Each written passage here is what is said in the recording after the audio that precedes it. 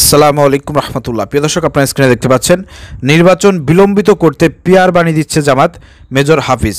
Recently আপনারা দেখেছেন প্রিয় দর্শক, বাংলাদেশের জামাত ইসলামী তারা আগামী নির্বাচনকে কেন্দ্র করে পিআর পদ্ধতি চালু করার জন্য জোর দিয়েছে যে এটা করতেই হবে, না হলে বাংলাদেশে এই যে খুন খারাপি, চাঁদাবাজি, এই যে টেন্ডারবাজি, এই যে নমিনেশন বাণিজ্য, এরপর ভোট চুরি, ডাকাতি, কেন্দ্র দখল, এগুলো থামানো সম্ভব না। বাংলাদেশের এই নষ্ট রাজনীতি পরিবর্তনের জন্য পিআর পদ্ধতির বিকল্প কোনো কিছু নাই। এই জন্য আগামী নির্বাচনে পিআর পদ্ধতির জন্য বাংলাদেশ জামাত ইসলামী তারা আন্দোলনে মাঠে নামবে, এই ধরনের ঘোষণা দিয়েছে। এই ঘোষণার পরেই আমরা দেখতে পাচ্ছি বিএনপির মেজর হাফিজ তিনি বলতেছেন জামাত নাকি নির্বাচনকে বিলম্বিত করার জন্য নাকি পিআর পদ্ধতি কথা বলতেছে। এটা সম্পূর্ণ একটা মিথ্যা কথা বলেছে মেজর হাফিজ। তাকে সম্মান করতাম, রেসপেক্ট করতাম, কিন্তু এই ধরনের মিথ্যা কথা বলার কারণে তার প্রতি আর রেসপেক্ট সম্মান আমাদের নাই। ঠিক আছে, আমরা তাকে বলতে চাই আপনি এই ধরনের বক্তব্য দেওয়া থেকে বিরত থাকবেন।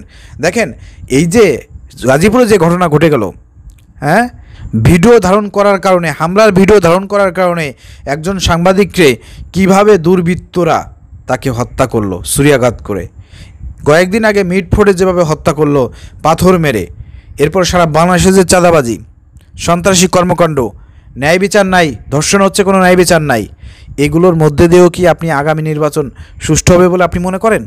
তো জামাত ইসলাম তো সেই কথাই বলতেছে, যেখানে একজন সাংবাদিক জাস্ট শুধুমাত্র হামলার ভিডিও ধারণ করার কারণে তাকে ছুরিয়াঘাত করে হত্যা করতে পারে দুর্বৃত্তরা, সেখানে বাংলাদেশে ভোটাভুটির সময় ভোট কেন্দ্র দখল করার জন্য, ভোটে জেতার জন্য এই দুর্বৃত্তরা মানুষ হত্যা করবে না, তারপরে বিভিন্ন রকমের অঘটন ঘটাবে না, তার কি নিশ্চয়তা আছে? তার কোনো নিশ্চয়তা আছে? এই জন্য এই সরকারকে বলেছে লেভেল প্লেইং ফিল্ড করতে হবে, বাংলাদেশে এই যে আইনের সংস্কার করতে হবে, প্রশাসনের ভিতরে সংস্কার করতে হবে, দায়িত্বশীলদেরকে আরও দায়িত্ববান হতে হবে, এসব দুর্বৃত্ত সন্ত্রাসী চাঁদাবাজ যারা আছে তাদেরকে গ্রেপ্তার করে আইনে আওতায় দৃষ্টান্তমূলক শাস্তির ব্যবস্থা করতে হবে, ফাঁসি দিতে হবে, ক্রস ফায়ার দিতে হবে। এগুলো না করলে পারে আগামী নির্বাচন সুষ্ঠু হওয়া সম্ভব না, লেভেল প্লেইং ফিল্ড সম্ভব না।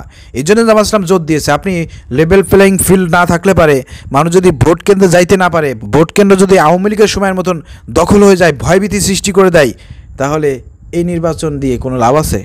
এটা কোনো জনগণের কাজে লাগবে? জনগণ ভোট দিতে পারবে? তো কোনো বিচার নাই, বিচার হচ্ছে না। আজকে এই 1 বছর যাবৎ ইউনূস সরকার কী করতেছে? এটা একটা ব্যর্থ সরকার, একটা ভণ্ড সরকার। পুলিশের যিনি প্রধান আছেন, সেনাবাহিনীর যিনি প্রধান আছেন, অন্যান্য বাহিনীর যারা প্রধান আছেন, আপনাদের লজ্জা হওয়া উচিত যে দীর্ঘ 1 বছরে কতগুলো ধর্ষণ হলো, আলোচিত ধর্ষণ হলো, হত্যাকাণ্ড হলো, এর একটা বিচারও আমরা দেখলাম না। আমরা র্যাবকে বলেছিলাম যেটা তো চিহ্নিত পারছেন, ভিডিও ফুটেজে সিসি ক্যামেরায় দেখা যাচ্ছে যে এরা হত্যা করেছে, তো এদেরকে ধরে নিয়ে জেলের মধ্যে না রেখে একেবারে রাস্তায় নিয়ে বিভিন্ন বনে জঙ্গলে নিয়ে ক্রস ফায়ার দিয়ে দেন।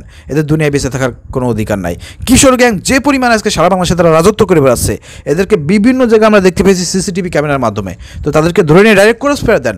এরা হচ্ছে জাতির শত্রু, এদের দুনিয়ায় বেঁচে থাকার কোনো অধিকার নাই। অথচ এদেরকে আপনারা কী করতেছেন? জেলের মধ্যে নিয়ে খাওয়াচ্ছেন, এরপর 2 দিন পরে তারা বের হয়ে আরও বড় সন্ত্রাস হয়ে আসতেছে, বড় ধর্ষণকারী হয়ে আসতেছে, বড় হত্যাকারী হয়ে আসতেছে। তো এরকম তো হলে হবে না। দেশের জনগণ বিচার চায়, বিচার না হওয়ার কারণেই কিন্তু আজকে এই ধরনের হত্যাকাণ্ড একের পর এক ঘটতেছে। তীব্র নিন্দা এবং প্রতিবাদ জানাচ্ছি। আর এই সবের মধ্যে দিয়ে আগামী নির্বাচন কখনোই সুষ্ঠু হওয়া সম্ভব না। এর জন্যই জামাত ইসলামী বলতেছে যে আপনার সংস্কার দরকার, বিচার দরকার, এরপরে আপনার লেভেল প্লেইং ফিল্ড দরকার।